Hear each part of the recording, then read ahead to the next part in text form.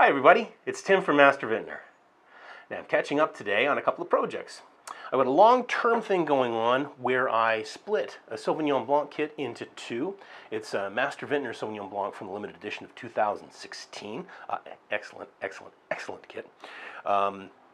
What I did was I split it into two. Part I did exactly according to the instructions, and part I did a Sur Lie battonage aging experiment.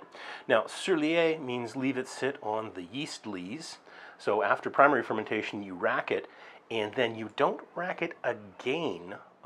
In essence, you leave it on those lees in order for the wine to pick up the character of the yeast as it breaks down over time. Now, in order to facilitate this, you often stir it up, and that's called battonage. So you want to get the yeast in contact with the wine as it breaks down and degrades and the flavors transfer into the wine itself. Now, to facilitate this and to increase the speed of the uptake, I put my Sur Lie portion on a stirring plate. So this thing here is a stirring plate. It's got a magnetic thingy inside. It's got inside the jug, there's one of these things. It's called a stirring bean or a stirring bar, and that sits inside the jug, and underneath on this is a rotating axle with a magnet on it that spins very quickly, and when you turn it on, it whirls this bar around in a circle and it stirs it up. You can even get it going so fast you get little whirlpools coming down the top like that. It's normally used for stirring yeast cultures, growing them up for getting a good healthy culture to pitch into beer or something else like that. But in this case, I chose to leave it on 24 hours a day for about 2 months to keep that yeast completely in suspension and to drive the battonage at a great pace. You can do Sur Lie and battonage for 6 months or even a year if you want, but I wanted to see if pushing it with the stirring mechanism would give me the character I was looking for in a short period of time. So now is the time to find out. The wine I left completely per stock. Classic Sauvignon Blanc. It has grassy herbal notes, not herbaceous. It's not like nasty sort of decomposed grass or mulch or something like that. It's like fresh cut hay. Hint of herbs, and there's tropical fruit notes, citrus. It's got a zesty, sort of a lemon lime smell. It's really pleasant. Rounded mouthfeel. Very good fruit. In fact, the fruit is so prominent right now that I note that it's changed. I tasted it about a month ago, and it was quite sharp. The acid was more prominent, but now the fruit seems to have come up so big and rich and round. It's almost fat. It's almost voluptuous in character.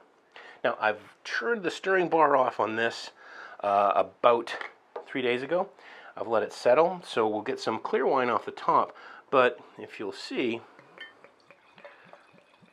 it's not quite as clear as the other example. That's because it's only ever just been treated with a little tiny bit of sulfite. No clearing agents, nothing else. So let's find out. Wow.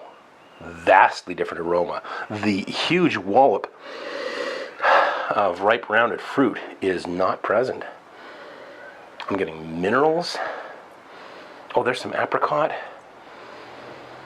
And it's just amazing. There is a savory richness and a minerality to this petrichor kind of a smell. Petrichor is the smell of a sidewalk after a rain. It's that calcium, wet stone kind of a character, and it's hugely prominent in this. Wow. But what's killing me is the fruit character is very different. This has got stone fruit, that apricot definitely. A slightly, and this is a weird thing to say about wine, it has a slightly grapey aroma, which normally when you think of varietal wine grapes, you don't think of a grape note. You think of something like Concord grapes having that grapey grape note. This has just a hint of that. It's really intriguing. Let's give it a try.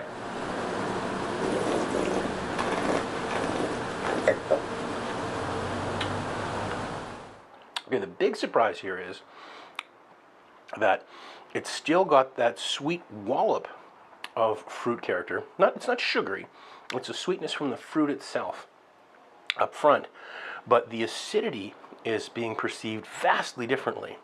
It's got a really strong, really solid backbone of acid to it, and there is a savory richness to it that is super intriguing. If I was served both of these wines, I would think this was fantastic, and it would probably be a value at about $25 in a restaurant or in a retail store. If I was served this one, I would be impressed with the elegance, with the depth, with the length of that wine. It's really big, and that structure. The finish is going on and on. This is a nice finish. It finishes with fruit and roundness and really invites another sip. This one, that's got real intensity. And you keep looking for it afterwards, and I'm getting that minerality, and I'm getting a hint of like peach pit and a little bit of nectarine. Wow, it's a huge, huge difference. I am really glad I did this. Now I have to look up the spec on this stirring plate and see if it'll support a 23-liter, a 6-gallon carboy, so that I can do this with an entire batch. I've got the stirring bar for it. I've got the carboys. Let's see if that'll hold a 60-pound weight or not. Next steps, I'm going to take this wine, I'm going to adjust the sulfite levels, make sure that they're in the 25 to 35 part per million range. I'm going to add some fining agents, top it up, get it completely clear, and then I'm going to filter it. The standard example was filtered. So I want to get them as close as possible in spec, and then I'm going to taste them again. I suspect that once I take the rest of the yeast out of suspension and filter it to remove any colloidal materials, that they're going to come a little closer together in character, but I am going to reveal more of the fruit from the Sur Lie battonage example. I'm very excited. This is a fun experiment, and I'm glad I could share it with you. That's it. Thanks for watching. I'm Tim Vandergrift from Master Vintner. And remember, when you make wine with Master Vintner, you can uncork something special.